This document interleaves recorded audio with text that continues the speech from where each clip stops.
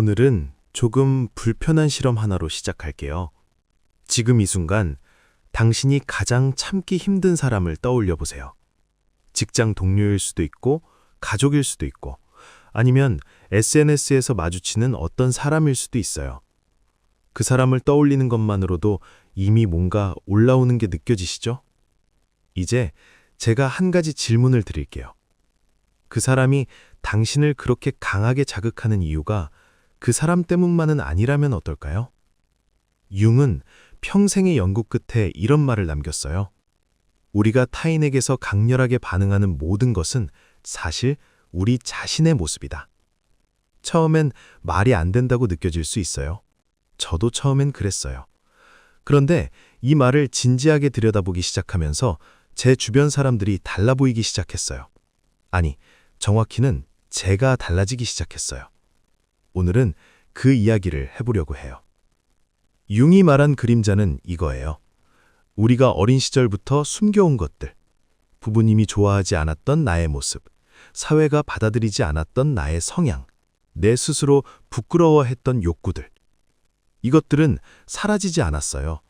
그냥 의식 밖으로 밀려난 거예요. 무의식이라는 어두운 방 안으로. 그런데 무의식은 꽤 영리해요. 직접 나올 수 없으니까 다른 사람의 얼굴을 빌려서 나와요. 그래서 우리가 누군가에게 유독 강하게 반응할 때 그건 단순히 그 사람이 싫은 게 아닐 수 있어요. 그 사람이 내 안에 있는 어떤 것을 건드리고 있는 거예요. 예를 들어 볼게요. 회의 때마다 거침없이 자기 의견을 말하는 동료가 유독 불편하다면 어쩌면 내가 오랫동안 억눌러온 자기 주장이 그 사람의 모습으로 나타난 건 아닐까요? 착한 아이가 되어야 했고, 자기 욕구보다 남을 먼저 생각해야 했고, 자기 주장을 하면 이기적이라는 말을 들어왔다면요? 그 억눌린 것이 사라진 게 아니에요. 그것은 지금도 살아서 다른 사람의 얼굴로 당신 앞에 나타나 소리치고 있는 거예요. 나를 봐달라고. 융에게 한 여성이 찾아왔어요. 그녀는 주변이 온통 게으른 사람들로 가득하다고 했어요. 남편은 집안일을 안 하고, 동료들은 일을 미루고, 친구들은 약속을 지키지 않는다고요. 그녀는 지쳐 있었어요. 이렇게 무책임한 사람들 속에서 어떻게 살아야 하냐고 물었죠. 융은 조용히 물었어요. 당신은 단 한 번도 쉬고 싶다는 생각을 해본 적 없나요? 그 순간 그녀는 눈물을 흘렸어요. 그녀는 평생 완벽해야 했어요. 어릴 때부터 모범생이어야 했고 항상 책임감 있는 사람이어야 했어요. 쉬고 싶다는 생각 자체가 나쁜 것이었어요. 그래서 그 욕구를 깊은 곳에 묻어버렸어요. 그런데 그것이 사라진 게 아니었어요. 그것은 주변 모든 사람의 모습으로 나타나 그녀를 괴롭힌 거예요. 이게 투사예요. 내가 인정할 수 없는 것을 저 사람 안에서 발견하고 격렬하게 반응하는 것. 그러니까 거꾸로 생각하면 이래요. 누군가의 이기심이 유독 참을 수 없다면 내 안에도 억눌린 이기심이 있을 수 있어요.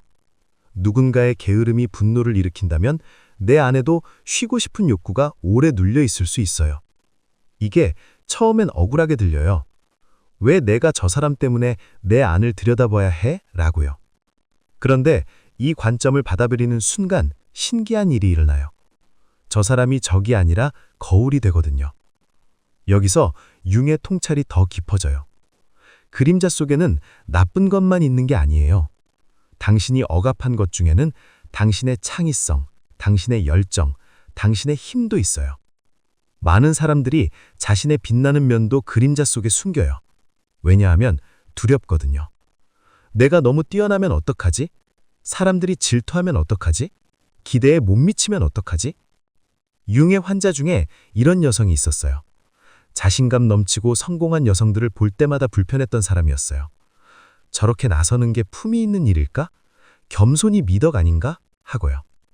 그런데 알고 보니 그녀는 학교에서 상을 받아왔을 때 어머니에게 이런 말을 들었어요. 너무 잘난 척하면 안 된다고. 다른 사람들이 기분 나쁠 수 있다고. 그래서 그녀는 자신의 성취를 숨기기 시작했어요. 재능을 드러내지 않았어요.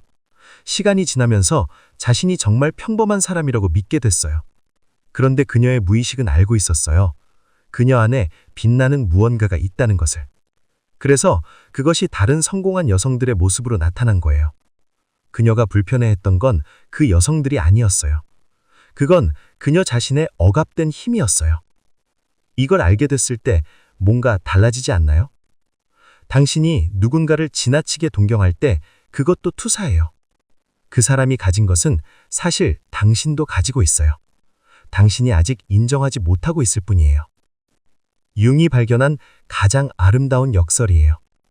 당신이 어두운 면을 인정할 때 당신은 더 밝아져요. 당신이 약함을 받아들일 때 당신은 더 강해져요. 당신이 이기심을 인정할 때 당신은 더 사랑할 수 있게 돼요. 왜냐하면 더 이상 그것을 숨기는데 에너지를 쓰지 않아도 되니까요. 한 남성의 이야기를 들어볼게요. 그는 평생 정직한 사람으로 살았어요. 거짓말하는 사람을 가장 경멸했고요. 그런데 어느 날 직장에서 큰 실수를 했어요. 인정하면 책임을 져야 하는 상황이었어요. 그 순간 그는 거짓말을 할 뻔했어요. 결국 진실을 말했지만 자신 안에 거짓말하고 싶은 충동이 있었다는 사실을 부정할 수 없었어요. 처음엔 충격이었어요. 내가 평생 경멸했던 그 모습이 나한테도 있었다는 것. 그런데 시간이 지나면서 그는 변하기 시작했어요. 거짓말하는 사람들을 보며 더 이상 분노하지 않게 됐어요. 대신 이해하게 됐어요. 그들도 두려움 속에서 선택한 거라고. 자신의 불완전함을 인정했을 때 다른 사람의 불완전함도 받아들일 수 있게 된 거예요. 이게 그림자 통합의 역설이에요. 내 어두움을 인정하는 순간 세상이 더 이해할 수 있는 곳이 돼요. 융은 친밀한 관계야말로 그림자 작업의 가장 좋은 장이라고 했어요. 우리가 사랑에 빠질 때 사실 그 안에 투사가 있어요. 상대에게 내가 원하는 이상적인 모습을 투사하는 거예요. 처음엔 모든 것이 완벽해 보이는 이유예요. 그리고 시간이 지나면서 환상이 깨지는 이유기도 하고요. 상대방은 내가 투사한 이상적인 모습이 아니라 그 자신이니까요. 융이 상담한 한 부부 이야기예요. 남편은 아내가 너무 감정적이라고, 아내는 남편이 너무 이성적이라고 불평했어요. 알고 보니 남편은 평생 감정을 억압하며 살았어요. 남자는 감정적이면 안 된다고 배웠으니까요. 그 억압된 감정이 아내의 모습으로 나타난 거예요. 아내는 반대로 논리적으로 생각하는 걸 두려워했어요.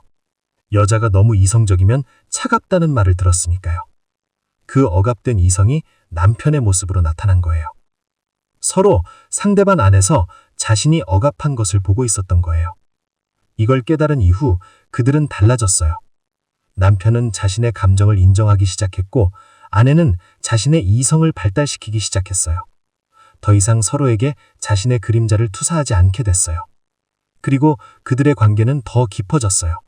두 개의 온전한 사람이 만나는 관계로. 그렇다면 어떻게 시작하면 될까요? 사실 아주 간단한 것부터예요. 당신을 가장 강하게 자극하는 사람을 떠올리고 이렇게 물어보세요. 이 사람의 어떤 점이 나를 불편하게 하는가? 그리고 나는 정말 그런 면이 전혀 없는가? 처음엔 부정하고 싶을 거예요. 그런데 조금 더 정직하게 들여다보면 아주 작은 부분이라도 비슷한 모습이 있었을 수 있어요. 어쩌면 당신은 그것을 너무 두려워한 나머지 정반대로 살아왔을 수도 있어요. 그게 보여도 충분해요. 처음엔 그게 전부예요. 그 질문 하나가 당신과 그 사람의 관계를 조금 바꿔놓아요. 그리고 그 작은 변화가 쌓이면서 어느 날 그 사람이 더 이상 당신을 그렇게 강하게 자극하지 않게 돼요. 왜냐하면 그림자가 인정받으면 더 이상 밖에서 소리칠 필요가 없거든요.